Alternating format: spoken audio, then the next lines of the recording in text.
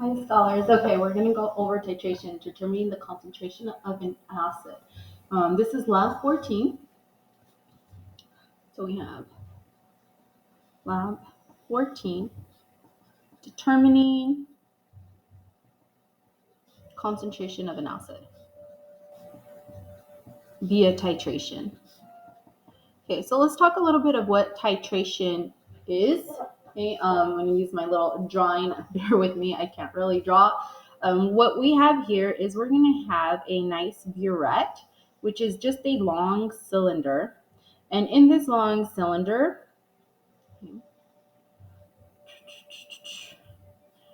it has nice little graduations. And down here is going to be a Erlenmeyer flask. All right. Now, in this particular titration lab, this cylinder is going to have sodium hydroxide in it. And this one is going to have vinegar. Vinegar plus some phenolphthalein. Okay. Phenolphthalein is mainly an indicator, and this allows us to see a color change, right? So when vinegar goes in, it's clear, and so does sodium hydroxide. They're both clear. When we mix this together, we're going to have a solution in here, and that solution is going to be clear in color when it starts. And it's acidic. Okay? Because we know vinegar is acidic, that means it has a pH less than 7. Sodium hydroxide, okay, in this case, the key word is hydroxide. This hydroxide group is a base. So this means that this solution in here is going to have a pH greater than 7. So this is going to be basic. So it's a basic solution. So that means, one more time, your pH is going to be greater than 7. Okay. And this one is acidic, so your pH is going to be less than 7. Okay. When we mix these together and we start putting sodium hydroxide and letting it drip down, it's going to go into here, into our vinegar solution. The pH in this flask is going to start to change. Okay. Now, remember, here is our points. 7 is neutral, right? 7 to 14 is a base, and 0 to 7 is an acid. If this solution, vinegar, starts off maybe like at a 4, let's pretend it starts at a 4. As I start adding base to it, it slowly starts climbing up in its pH level. Okay, so as you add base, it starts climbing up in its pH level. There's going to be an equivalency point that we're going to reach. That equivalency point is going to be when the solution is neutral. Once we go slightly past that equivalency point, you're going to see a color change. So if you're at like 7.1 now, you're going to start seeing a light pink color. Then the more basic you get, maybe you're like at a 7.5 or 8, you're going to get a dark pink color. So when you perform this experiment, you are looking to have the light pink color because you want it to the closest to this equivalency point as possible, that light pink color. And that's for this solution here. That's what it will turn into once you add your sodium hydroxide into it.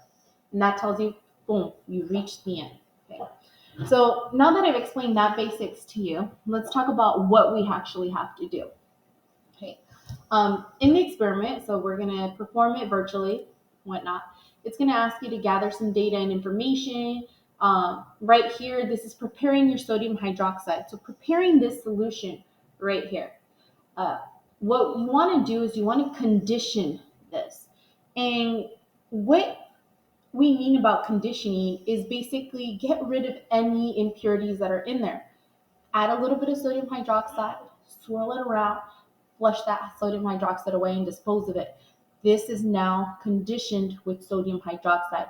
Any water impurities or anything like that have gone out. We do the same thing with the flask. Condition it with the vinegar. Okay, throw some vinegar, swirl it around, boom, dump the vinegar out. It has been conditioned. Okay. Quite simple, right? Okay. Now, in your lab, you're going to need some information. There's very important information you have to collect. Okay. And let's go to your pH paper here really quick. All right. It's asking us to collect this information. You need this information in order to do your final calculations. Analysis. What is the molarity of sodium hydroxide? Those are very important things. So sodium hydroxide molarity, capital M, or I'll just spell it out. And it's going to tell us, okay, it's going to tell you what it is. So you just have to read. Now, every lab is going to be slightly different, so pay attention to the molarity that it gives you. We're going to need vinegar, the amount that we used. We're going to need our buret reading. So how much sodium hydroxide did we use initially? And how much sodium hydroxide did we use in the final amount? And what's the actual amount used? So sodium hydroxide, the actual amount used, which is going to just be these two numbers subtracted from each other. Final minus initial. Inside absolute value, it's not going to be negative, so don't worry about that. The color of the solution, and it asks us for the sodium hydroxide volume, the final. That's this one right here. Okay. So we have all these little bits of information that we need to get from our report that we do. So the first part, it tells me that my sodium hydroxide solution is a 0.106. That is the molarity. Remember, molarity is equal to moles per liter. Okay, it's a quantity. And that quantity gives me a concentration when they're both put together. Right? What is my concentration? It's this many moles per liter. Moles is just a way of calculating a large amount of molecules, kind of like grams is a bigger number, bigger unit than moles would be. Okay, so moles per liter. So we're going to write our concentration. In this case, the concentration is 0.06. Got 1. All right, now it says, okay, we did our experiment, and we have these different colors that we're going to be looking for. So that's the colors that I was talking about. Colorless is what we start off with, clear, colorless. Light pink is when we reach that right before or right after neutral. Okay, that's 7.1 or 7.05, whichever one. It's right after neutral, that equivalency point. And dark pink, well, it's now a base. We've added too much sodium hydroxide. All right. You may need to perform more than 3 trials. The volumetric pipette is labeled to this. How much vinegar did we use? Well, it tells us how much we used. And we used 5 milliliters. It wants us to report it in 2 decimal places, so 5.00. Okay, so I know that I've used 5.00 milliliters. Write my unit down there. Okay, initial reading and final readings of the buret. So here is our first buret. This is a 50 milliliter buret. Okay, so it goes all the way to 50. Okay. Now, this buret is a little bit backwards than what we're used to reading, but it's still going to work out just fine. Just trust the process. It goes all the way, it fills with 50 milliliters. In this case, we have less than 50 milliliters. We have 50 minus whatever this is. Your math is going to work out. So if we write down our initial reading, we could say this is 2.1, 2, 3, 4, 2.45, 2.43 maybe. But zoom it in. Kind of blind here. Yeah, maybe 2.43. Okay.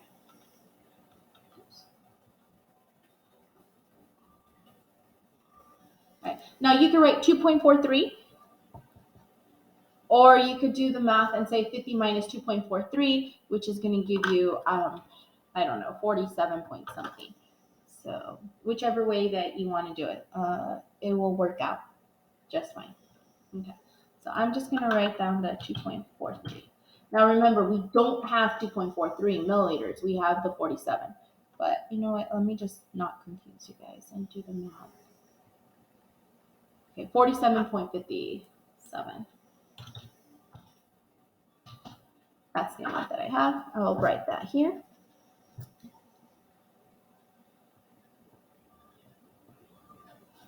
Okay, that's the initial amount.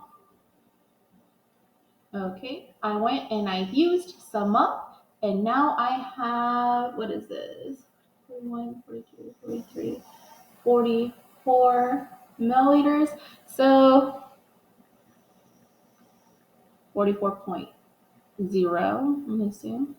Okay, so I have 40, oh, let me redo that. I said 44, right? So I have 40.1, 2, 3, 4, 40.4 milliliters. So 40.4 milliliters minus the 50 is 9.6 milliliters. All right. So that's how many milliliters I have left in my buret. Okay. So now I'm going to take my final minus initial, initial minus final. It's final minus initial if you would have written it without doing the 50 minus 50 calculations. But because I already did that, I'm just going to go ahead and take my 47.57 minus my 9.6. That means I used a total of 37.97 milliliters. Okay. The color of my solution.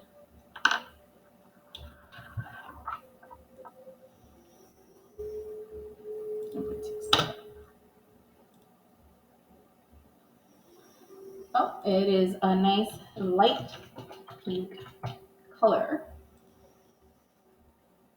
Okay.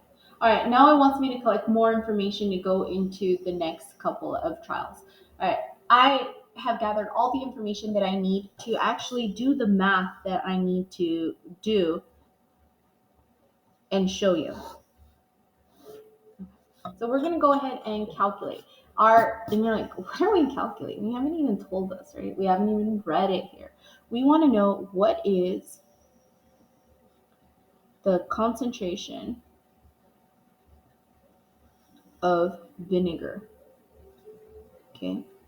And we're gonna calculate it in two ways. We're gonna calculate the molarity of it, the moles per liter of vinegar, and the mass percent of vinegar, which should also be quite simple. One of the things that we're gonna need is a balanced chemical equation for this. And what I love about these lab PDF reports is it gives you everything. You don't have to do it. But if you wanted to do it, you could simply do it. Vinegar is a form of acetic acid. It's just a diluted acetic acid. Okay, so let's find here it is, right there. Look at that. Didn't need to do anything. If these equations are already balanced, it would tell you if it was unbalanced, but just in case, one sodium, two carbons, two carbons. Let's look into this one. We have three hydrogens, one hydrogen there and another one there. That's two. And that's two oxygens, 1, 2, 3, 1, 2, 3. Equation's perfectly balanced. So that means we have a 1 to 1 to 1 ratio. 1 mole of everything, right? And I'll write it down just because it helps to see it sometimes. So this plus 1 mole of our acetic acid or vinegar. I'm just going to write vinegar. And then we no longer have vinegar. We have acetate. C2H3O2 plus some water. You know, I shouldn't be lazy. Hydrogen, C2H3O2. Okay, and this is all a 1 to 1 to 1 mole ratio.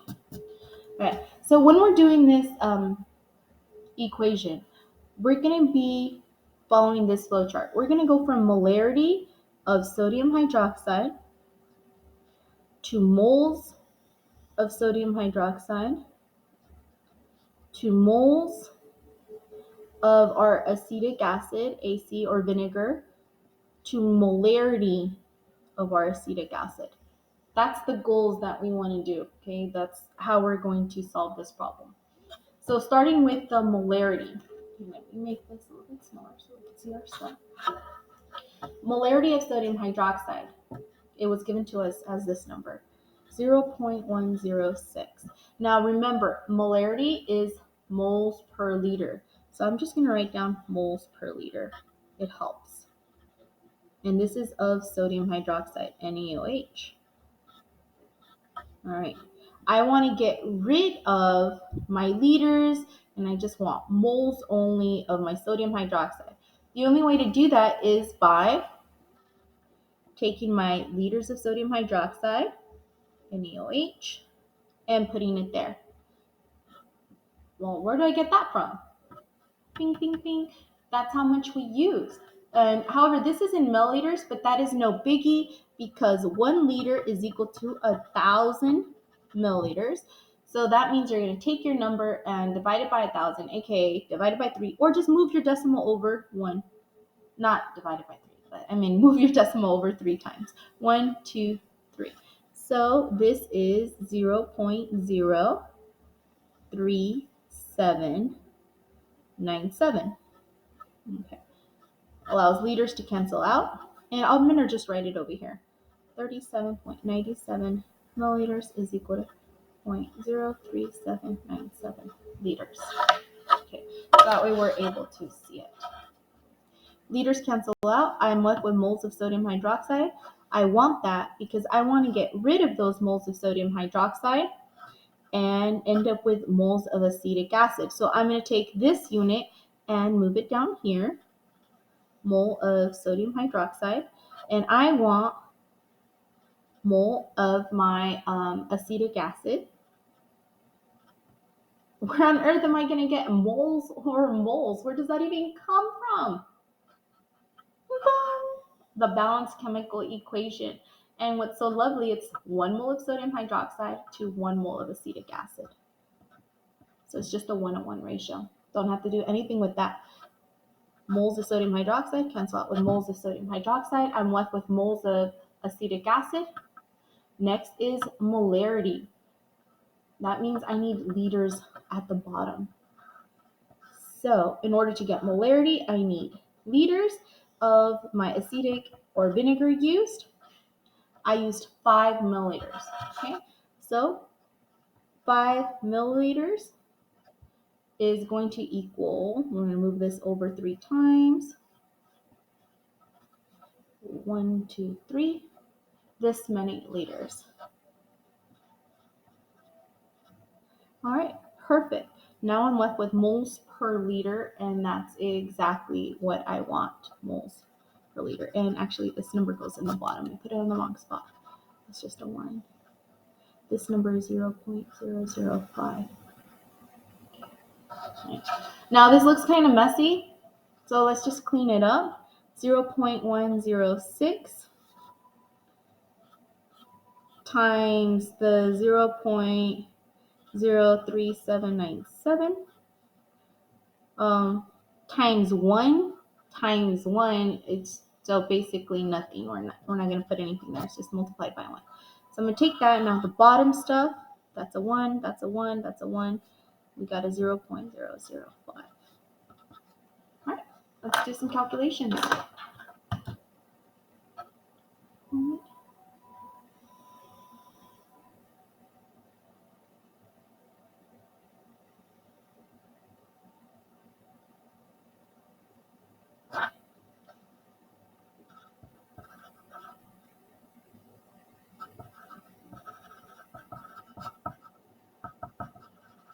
Okay, that means that my concentration of vinegar is 0.805 moles per liter. So it's less than 1 molar. So I would write this as. Now if it wants 2 places after the decimal, well, this 5 is going to round up that 0, and you would report it as 0.81 molarity of vinegar, or moles per liter of vinegar. Okay.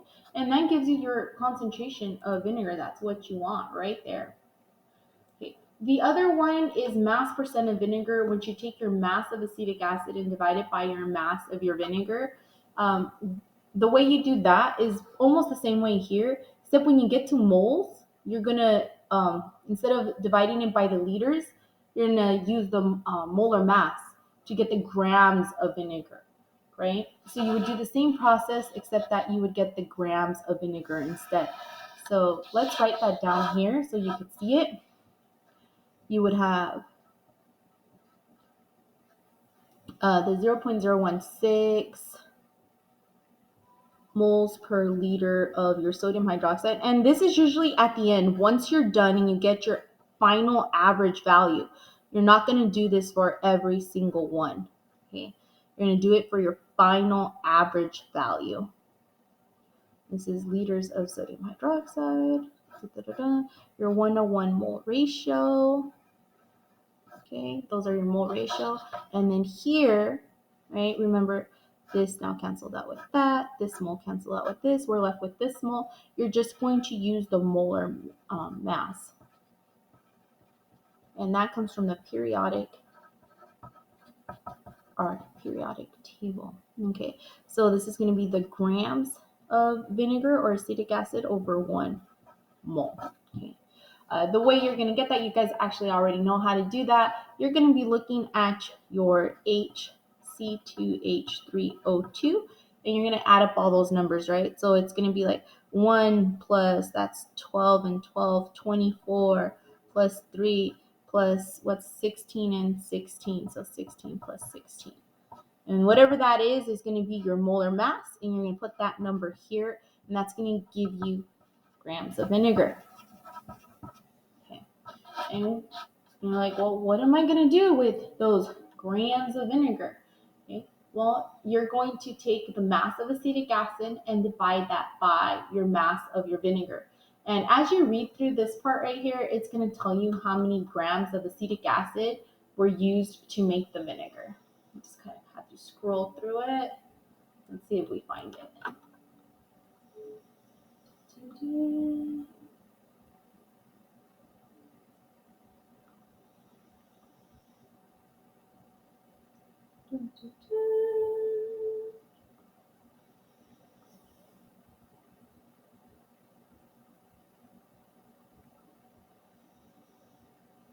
It's like the slowest scroll ever. Silence on the radio.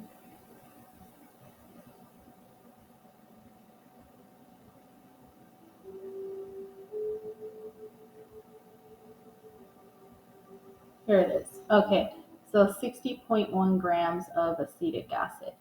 Right, so use 60.1 grams of acetic acid. So you take your 60.1 of acetic acid, divided by whatever number you get here. Okay, times that by 100, and that's going to give you your mass percent of vinegar. Okay. All right. So I hope that helps you guys in understanding how to do these calculations. Okay. I know they're a little bit more in depth than we're used to, but if you think about it, it's just stoichiometry. And instead of using grams all the time or anything, we're using molarity as our starting point. So remember the stoichiometric flow chart. Okay, cancel out those units and get what you want. All right, use this as a guide to help you throughout your lab, and you will be just fine. All right, have a nice day.